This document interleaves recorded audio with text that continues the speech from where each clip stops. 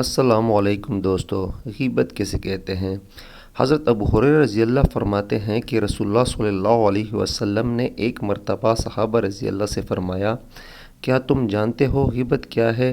عرض کیا گیا، اللہ اور اس کا رسول ہی سب سے زیادہ جانتے ہیں۔ آپ صلی اللہ علیہ وسلم نے فرمایا، غیبت یہ ہے کہ تو اپنے بھائی کو اس طریقے سے یاد کرے جو اسے برا لگے۔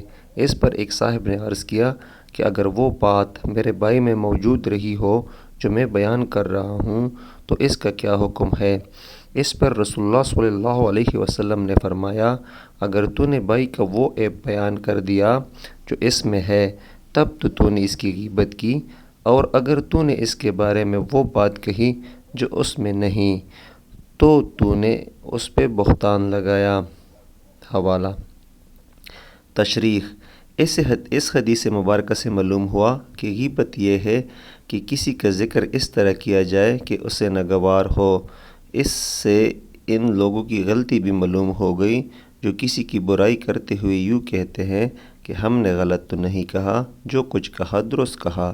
حضور اقدس صلی اللہ علیہ وسلم نے فرمایا، جو کوئی برائی یا عیب کسی کے اندر موجود ہو پھر اس کو بیان کرو گے تو غیبت ہوگی، اور اگر اس کے اندر وہ خرابی اور عیب و برائی نہیں ہے جو بیان کر رہے ہو تو یہ بہتان ہوگا جو غیبت سے بھی زیادہ سخت ہے۔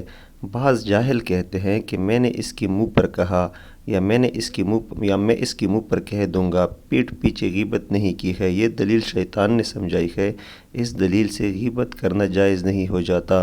حضور اقدس صلی اللہ علیہ وسلم نے فرمایا کہ غیبت یہ ہے کہ کسی کا ذکر اس طرح کیا جائے کہ اسے ناگوار ہو۔ معلوم ہوا کہ گناہ کی بنیاد دل دکانے اور ناگوار ہونے پر ہے۔ سامنے برائی کی جائے تب گناہ ہے، منہ پر کی جائے تب گناہ ہے۔